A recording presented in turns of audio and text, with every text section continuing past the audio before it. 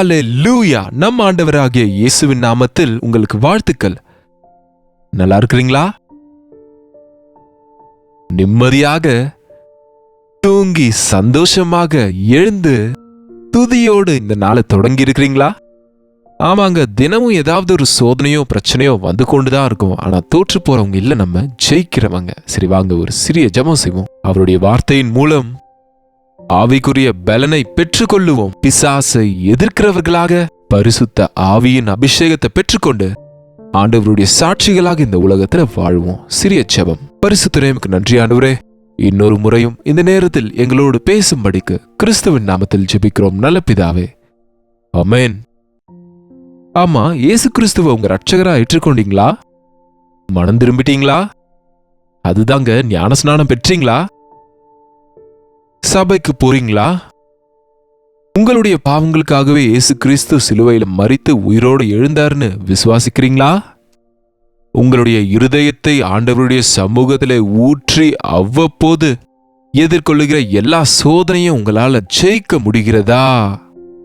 இயேசு கிறிஸ்துவ நம்பி இருக்கிறவங்க வெற்றி வாழ்க்கைய வாழ்வாங்க. எல்லாரும் போல நமக்கும் போராட்டங்கள் இருக்கும், நோய்கள் இருக்கலாம், பாடுகள் இருக்கும், குறைவுகள் இருக்கும், தேவைகள் இருக்கும், கஷ்டங்கள் இருக்கும், நிந்தைகள் இருக்கும், பொய்யான நிந்தைகள் இருக்கும். எப்பா, இத்தனை இருந்தா நாங்க எங்க ஆண்டவரை நம்பிக்கணும்னு சொல்றீங்களா? அதுல தாங்க இருக்கு த்ரில்லிங். த்ரில்லிங்னா உண்மையானது ஒரு உற்சாகம். ஓட்டப்பந்தயம் போராட்டமாக தான் இருக்கும், ஆனா ஜெயிக்கும் போது எவ்வளவு சந்தோஷமா இருக்கும் பாருங்க. வெற்றி வேணும்னா ஓடணும் இல்லையா? தேர்வுகள் பெரிய போராட்டமா தான் இருக்கும் நம்ம பிள்ளைங்களுக்கு, ஆனா தேர்வுகளை அவங்க பாஸ் ஆகும் போது இருக்கிற சந்தோஷம், அதற்கு பின்பு இருக்கிற ப்ரமோஷன் எவ்வளவு பெருசோ பார்க்கும்போது இந்த கஷ்டங்கள் சின்னதில்ல. அது போல நம்ம இந்த உலகத்துல கிறிஸ்துவுக்காக ஏதாவது போராட்டம் போராடி கொண்டிருந்தா, நஷ்டம் போறோம்னா அல்லது பிசாசோடு போராடி கொண்டு இருக்கிறோம்னு சொன்னா பயப்படாதீங்க. சோதனையோட கூட தப்பிக்கிற வழியையும் காண்பிக்கிற ஆண்டவர் மேல ஆதாரப்படுங்க. வேதத்துல ஆதியாகமத்திலிருந்து சோதிக்கப்படுகிற, அழிவுக்கு நேரா போகிற பக்தர்களை கூட நம்மால பார்க்க முடியும்.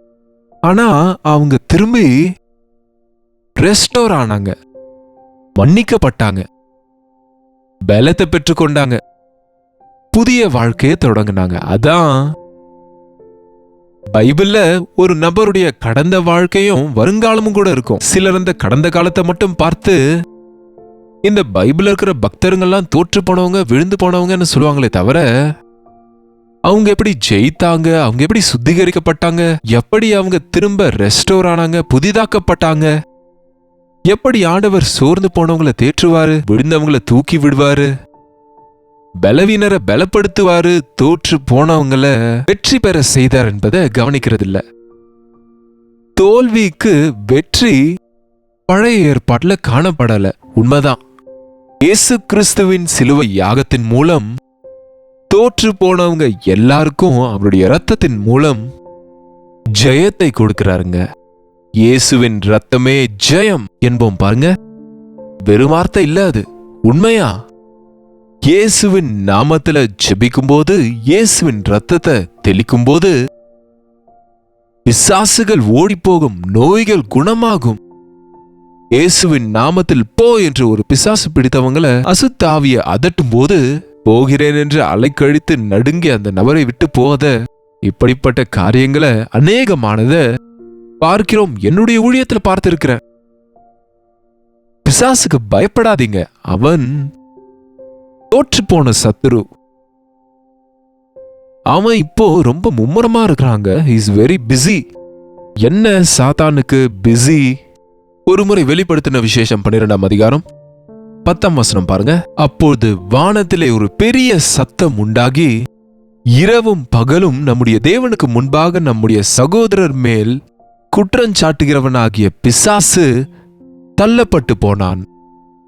என்னது? அவனுடைய வேலை இரவும் பகலும் 24/7.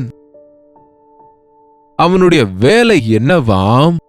சகோதரர் மேல், விசுவாசிகள் மேல, தேவ பிள்ளைங்க மேல குற்றங்கள் சுமத்துவது. குற்றஞ்சாட்டுவது, சோதிப்பது, சோதனையில விழும்போது தூஷிப்பது. விழுந்துட்ட, அவ்வளவுதான், முடிஞ்சது என கேலி செய்வது. பாத்தீங்களா? இங்க வார்த்தை அங்க வார்த்தையை இங்க வைத்து அவங்க 2 பேருக்கு நடுவுல பகையை உண்டாக்கி ஒரு மனது போன உடனே எதுவும் சாதிக்க முடியாத நிலைமையில விட்டு விடுவது.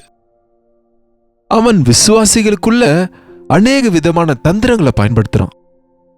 சாத்தானுடைய பட்டறைக்கு அவன் வேலை செய்கிற இடத்துக்கு ஒரு பக்தன் போனாராம் தரிசனத்துல. அங்க அநேக ஆயுதங்கள் இருக்கு. என்ன இதெல்லாம்னு கேட்டா, இது பெருமை. இந்த ஆயுதத்தை நான் அநேகர் மேல பயன்படுத்தி கீழே தள்ளினேன். அப்போ இது என்ன? இது விபச்சாரம். இதை பயன்படுத்தி தாவீதை வீழ்த்தினேன், மகா ஞானியாகிய சாலமோனை வீழ்த்தினேன், பலவானாகிய வாலிபனாகிய சிம்சோனையும் தள்ளினன்னு சொன்னானா. அப்போ இது என்ன? இது பொய், மறுதலிப்பது. இதை பயன்படுத்தி நான் பேதுரு போன்ற பக்தனை நான் வீழ்த்திட்டேன்னு சொன்னானா. இன்னும் எத்தனையோ பேரை, அனனியா சப்பீரா போன்ற ஆதி சபையில் இருந்தவங்களையும் வீழ தள்ளிவிட்டேன் என்றானா. அப்போ அடுத்து இது என்னது? இது பொருளாசை, இது தங்கத்தின் மேல ஆசை, பணத்தின் மேல ஆசை. இதை வைத்து நான் ஆகான் என்பவனின் குடும்பத்தை அழித்து போட்டேன், ஊழியத்துக்கு வந்த கெஹசிய கூட குஷ்ட ரோகி ஆக்கினு இப்படியா சாத்தான் சொல்லிட்டே போறானா. எல்லா பாவம் என்னும் ஆயுதத்தையும் விசுவாசிகள் மேல பயன்படுத்தி சாத்தான் அவர்களை விழத்தள்ளுகிறாங்க. கடைசியா ஒரு தேய்ந்து போன ஒரு ஆயுதம் இருக்காங்க. இது என்ன? அப்ப இது இவைகளில் எதற்கும் கீழ்ப்படியாம போனவர்கள் மேல பயன்படுத்துற ஆயுதம். இதை அநேகர் மேல பயன்படுத்தினால இது தேஞ்சு போயிடுச்சு. அப்படின்னா என்ன இது என்று கேட்டா, இது மனசோர்வு, டிஸ்கரேஜ்மெண்ட், டிப்ரெஷன்.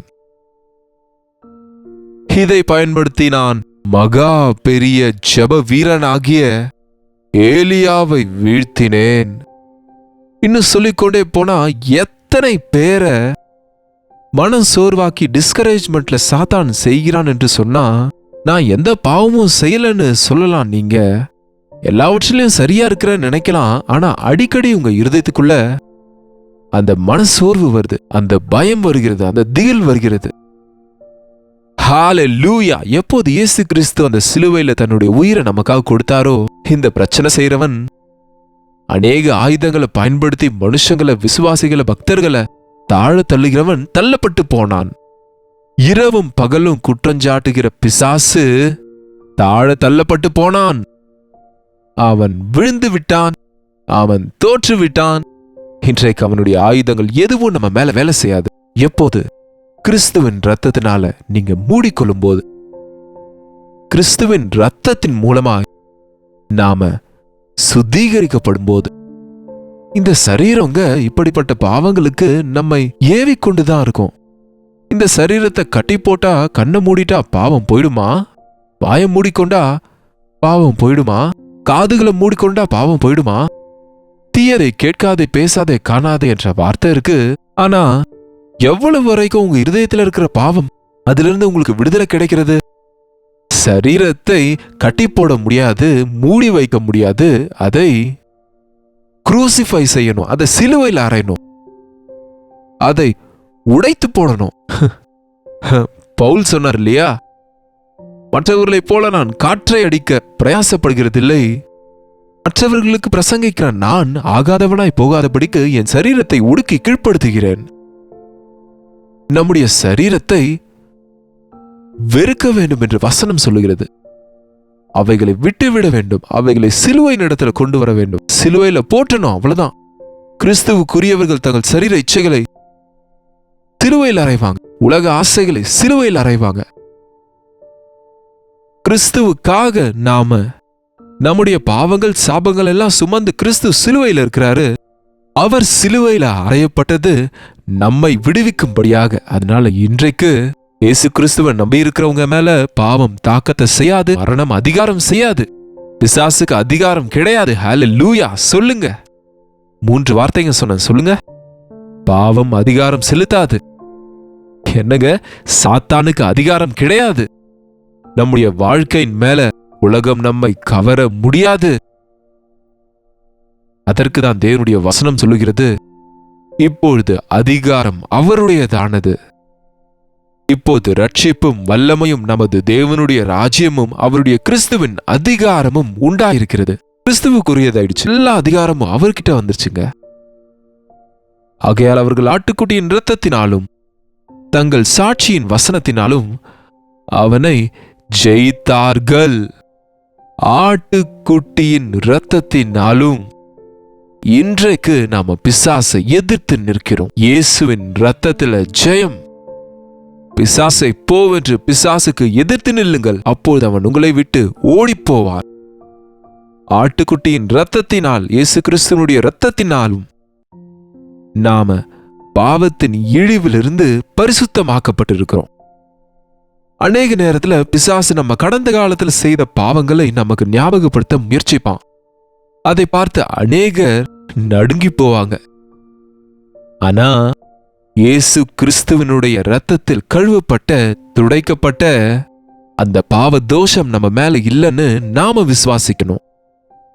மார்ட்டின் லூதர் வேதம் வாசிக்கும் போது பிசாசு வந்து பெரிய லிஸ்ட் கொண்டு வந்து, பெரிய பக்தன் நினைக்கிறியா, ஒரு காலத்துல நீ எப்படி வாழ்ந்தன்னு பாருன்னு அவருடைய சிறு வயதிலிருந்து செய்த பாவத்தை எல்லாம் காட்டிட்டு இருந்தா, ஒரு நிமிஷம் பதறி போன அந்த தேவ மனிதன் தனக்கு எதிரே இருந்த அந்த சிவப்பு இங்கு பாட்டில் எடுத்து அந்த சிவப்பான அந்த இங்கை அந்த பிசாசு கொண்டு வந்த அந்த சார்ட் மேல தூக்கி அடித்து, இயேசு கிறிஸ்துவின் இரத்தத்துல இதெல்லாம் மன்னிக்கப்பட்டதுன்னு போ என்றவுடன் லிஸ்டும் இல்ல, அதை கொண்டு வந்த பிசாசும் இல்ல. இயேசு கிறிஸ்துவின் இரத்தம் மூலமா நமக்கு ஜெயம் இருக்கு. பயம் வந்துச்சா, இயேசுவின் இரத்தம். சுகம் வேண்டுமா, இயேசு கிறிஸ்து தன்னுடைய இரத்தத்தை ஊற்றும்படிக்கு ஜெபியுங்க. அசுத்த ஆவிகளிலிருந்து விடுதலை வேணுமா, இயேசுவின் நாமத்துல துரத்துங்க. இயேசு கிறிஸ்துவின் பிள்ளைங்க எவ்வளவேனும் தோற்று போனவங்க கிடையாது. இயேசு கிறிஸ்துவனுடைய இரத்தத்திலே ஜெயம் இருக்கிறது. இயேசுவின் நாமத்திலே ஜெயம் இருக்கிறது. எல்லா நாமத்துக்கும் மேலான நாமம், எல்லா அதிகாரமும் எனக்கு கொடுக்கப்பட்டிருக்கிறது என்று இயேசுவின் நாமத்தின் மேல விசுவாசம் வைத்தவர்களுக்கு எந்த பயமும் இல்லை. இப்போது அவர்கள் ஆட்டுக்குட்டியின் இரத்தத்தினாலும் தங்கள் சாட்சியின் வசனத்தினாலும் அவனை ஜெயித்தார்கள். ஆட்டுக்குட்டியின் இரத்தத்துல கழுவப்பட்டவங்க அவங்களுடைய சாட்சியினால ஜெயிக்கிறாங்க. உங்களுக்கு சாட்சி இருக்கா? என்னுடைய பாவங்கள் மன்னிக்கப்பட்டது என்ற சாட்சி இருக்கா? ஆண்டவர் உங்களுடைய பாவங்களை மன்னித்தார் என்கிற நிச்சயம் இருக்கா? எத்தனையோ பேர் நீங்க ரட்சிக்கப்பட்டீங்களான்னா என்னமோ என்பாங்க. No no no. சாப்பிட்டீங்களான்னா என்னமோ என்பீங்களா? சாப்பிட்டேன்னு சொல்வீங்க, இல்லைன்னா இல்லைன்பீங்க. எப்படி தெரியும்னா, உங்களுக்கு தெரியும் அது பசியா இருக்கா அல்லது திருப்தியா இருக்கான்னு. பாவ பாரத்திலிருந்து விடுதலை பெற்றோமா அல்லது பாவ பாரத்தை இன்னும் சுமக்கிறோமா என்பது நீங்க தெரிந்து கொள்ளணும். அது ஆண்டவருடைய சமூகத்துல உட்கார்ந்து ஜெபிக்கும் போது நம்ம உண்மை நிலைய, நம்ம இருதயத்தின் நிலைய ஆண்டவர் வெளிப்படுத்துவாரு. சாட்சி சொல்லணுங்க. உங்களுடைய விளக்கை படுக்கையின் கீழே வைக்காதீங்க, அங்க இங்க வைக்காதீங்க, விளக்கு தண்டின் மேல வைங்க. நம்முடைய சாட்சியை நம்ம சொல்லும் போது பிசாசை எதிர்ப்போம். என்னை மன்னிக்கிற ஆண்டவர் இருக்கிறார். நம்மை சுற்றி இருக்கிற மற்றவங்களை, அவிசுவாசிகளை அந்த சாட்சி சொல்லுவதன் மூலமா அவர்களுக்கு சாட்சிகளா மாறுவோம். இந்த உலகத்துல இயேசு ஆண்டவரின் பிள்ளைகளுக்கு 2 வேலைகள் இருக்கு. அவ்வப்போது இயேசுவின் ரத்தத்துல கழுவப்பட்டு இருக்கணும். கழுவப்பட்ட அனுபவத்தை ஜெயித்த அந்த சாட்சிகளை நமக்கு சுற்றி இருக்கிறவங்களுக்கு சொல்லிக்கொண்டே இருக்கணும். நம்முடைய ஆண்டவருக்கு நன்றிகளை செலுத்திக் கொண்டே இருக்கணும். மரணம் வந்தாலும் பரவாயில்லங்க, மரணம் வரைக்கும் அவங்களுடைய உயிரை அவங்க நேசிக்கல அப்படின்னா, சாவுக்கு பயப்பட்டு, மரணத்துக்கு பயப்பட்டு உயிரை நேசித்து பிசாசுக்கு கீழ்ப்படியல. எஸ், அவன் என்ன பண்ணுவான்? நம்மை இப்ப கூட பிசாசால மேக்சிமம் செய்யக்கூடியது என்னன்னா, நம்முடைய சரீரத்தை கொல்லலாம் ஒருவேளை, ஆனா ஆத்மாவை தொட முடியாதுங்க. நமக்கு தேவன் கொடுத்திருக்கிற பரலோக பாக்கியத்தை அவன் நம்மிடத்திலிருந்து எடுத்துக்கொள்ள முடியாது. கிறிஸ்துவின் ரத்தத்துல கழுவப்பட்டு கொண்டு அவ்வப்போது நம்முடைய சாட்சிகளை பகிர்ந்து கொண்டு அவருடைய சாட்சிகளாய் அவருடைய வருகை வரைக்கும் உண்மையா வாழ்வோம். ஜெபிப்போம். பரிசுத்தரே, அன்புள்ள தகப்பனே, யார் யார் எங்கெங்க இருந்து இந்த வார்த்தைகளை கேட்டுக்கொண்டு இருக்கிறாங்களோ, தோற்று போனவங்களா இருக்கிறாங்களோ, இன்னும் அநேக விஷயங்களில் பிசாசுக்கு பயந்து கொண்டிருக்கிறாங்களோ, பிசாசனுடைய வலையில விழுந்து எழுந்திருக்க முடியாம இருக்கிறாங்களோ, எங்களுக்காக கல்வாரி சிலுவையில நீர் செய்த தியாகம், உம்முடைய இரத்தத்தின் மூலம் எங்களுக்கு உண்டாக்கின வெற்றி, நீர் செய்த சிலுவை தியாகத்தின் மூலம் எங்களுக்கு உண்டாக்கின பாவ மன்னிப்பை நாங்கள் சுதந்திரித்துக் கொள்ளும்படிக்கு விசுவாசம் கொடுங்கப்பா. எங்கள் பாவங்களை நாங்கள் அறிக்கையிடும் போது அவைகள் எல்லாம் சிலுவையில் மன்னிக்கப்படுது. சிலுவையிலே தொங்கின இயேசு எங்களுக்காக வெற்றி வாழ்க்கையை கொடுத்திருக்கிறார் என்று அவருடைய இரத்தத்துல எல்லா பாவமும் கழுவப்பட்ட போது குற்றமற்றவர்களாய் பரிசுத்தவர்களாய் நாங்கள் இருக்க முடியும் என்று, உம்முடைய சாட்சிகளாய் இந்த உலகத்தில் வாழ முடியும் என்று உணரும்படிக்கு இந்த செய்தியை கேட்டு இந்த ஜெபத்தில் கலந்து கொண்டிருக்கிற ஒவ்வொருவருக்கும் உதவி செய்யும்படிக்கு கிறிஸ்துவின் நாமத்திலே ஜெபிக்கிறோம் நல்ல பிதாவே, ஆமென். பிதாவாகிய தேவனுடைய அன்பும் குமாரனாகிய இயேசு கிறிஸ்துவின் கிருபையும் பரிசுத்த ஆவியானவருடைய அந்யோன்யமும் ஐக்கியமும் கூடி வந்திருக்கிற அனைவருக்கும் இப்பொழுதும் சதா காலமும் துணையா இருப்பதாக, ஆமென். தேவனுக்கு ஸ்தோத்திரம். உங்களுடைய ஜெப விண்ணப்பங்களுக்கும் பாரங்களுக்கும் பிரைஸ் ரிப்போர்ட்ஸ்க்கும் எங்களுக்கு நீங்க 8939801234 என்ற நம்பருக்கு ஒரு டெக்ஸ்ட் அல்லது வாய்ஸ் மெசேஜ் மூலம் வாட்ஸ்அப் பண்ணுங்க. உங்களுக்காக நாங்கள் ஜெபிக்கிறோம். நீங்களும் ஜெபிங்க, தேவன் நிச்சயமா உங்களுக்கு ஜெயத்தை கொடுப்பாரு. கர்த்தருக்கு சித்தமா இருந்தா நாளைக்கு இதே நேரத்துல அனுதின தியான நிகழ்ச்சியில உங்களை மீண்டும் சந்திக்கிறேன். நீங்களும் கலந்து கொள்ள மறந்துடாதீங்க. அதுவரை கர்த்தருடைய கிருபை உங்களுக்கு துணையா இருப்பதாக.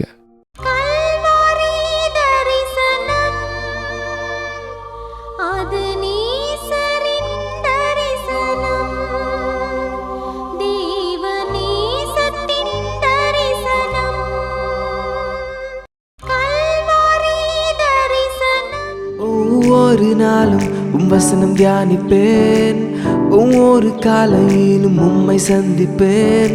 ஒவ்வொரு நாளும் வசனம் தியானிப்பேன், ஒவ்வொரு காலையிலும் உம்மை சந்திப்பேன். என்னோடு பேசும் தெய்வம் நீ, இன்றும் என்னோடு பேசிடும். வார்த்தை ஜீவன் உள்ளது, இன்றே என் வாழ்வை மாற்றிடும். அனுதின தியானம்